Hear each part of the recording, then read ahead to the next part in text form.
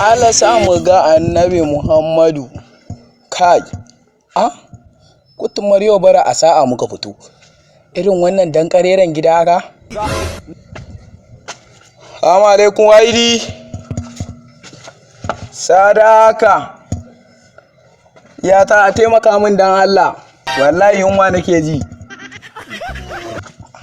To, ya da irin wannan gidan kana bara ba a kiranka. Wallahi sai kun bani, a taimaka min da Allah, wallahi sai kun ban. Kutumar ube, iya wallahi sai an bani abinci a gidan nan, ba za a gina wannan dan kareren gidan a hana ni ba.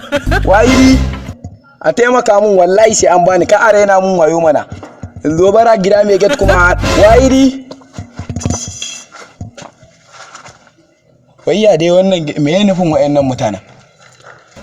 Waidi wallahi sai kun bani kakkur kun haka yi ne ciki ne ya wani magiya kake mutane ana bara dole ne ko dole sai an baka to ku me hadin ku da wannan gidan ni ne ma yana zagi ma yake zagi iyayen na maka zagi gidan mu ne fa kai nan ba gidan mu ne fa to kuma ku za ku gina irin wannan dan kareren gidan kuma ku ba ku taimaka kana ji na ya awa biyu ina bara an kiya taimaka mun an kiya ce in zo kai dan kutumar uban kallotin da ake gina foundation din ka zo ka taya mutane ka zo ka bada wani abu me ka bayar to ai ya kamata a ce kuma da nayi bara sai a ce min in zo a sa kun san ba ku taimaka me yana zuwa layin mu ku zo ku gina gida mai gate kasare na mana wayo layin nan kake ina gidan ku kike layin nan kake makarantar mu ce anan wannan fure na mana a wannan kawai gane kai ni ma fadan iskan nan ne fa